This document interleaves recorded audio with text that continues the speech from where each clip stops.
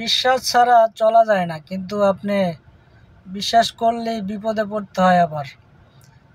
এইমাত্র একটু আগে এক ভাইকে উঠাইলাম, বলল ভাই এমন একটা জায়গায় যাবো। আমি বললাম কি এটা?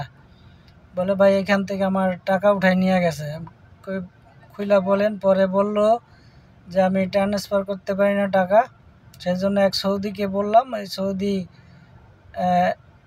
ঢুকাইয়া আরেকটা ঢুকাইয়া এরকম করে গুতাই গুতাইয়া চলে গেছে। কার্ড আরেকটা দিয়া আমার কার্ড ও নিয়ে গেছে।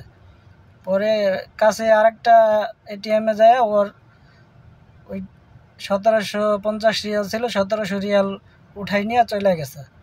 পরে যায় ওখান তো আর পাওয়া যায় না। অন্য এটিএমে গেলাম নিয়ে, ওখান তো আর তার পাবো না। পরে বললো ভাই এখন কি করব? এখন তো আর করার কিছু নাই, উনি তো ওনাকে আর খুঁজে পাবে না। তো এই বিশ্বাস করে তাকে দিছে, এই কাজটা করে দিছে। কত চতুর লোক যে এতটুকু সময়ের মধ্যে চিন্তা করে ফেললো যে তার টাকা উঠাই নিয়ে যাইতে হইব বা চেঞ্জ করে লাইতে হইব। সে চিন্তাও করতে পারে নাই। বললাম ভাই এরকম করলেন কি? আপনি একটা আজনবীরে দিতেন, সৌদিরে কেন দিলেন? বলে ভাই আমি তো জানি না যে এরকম হয়।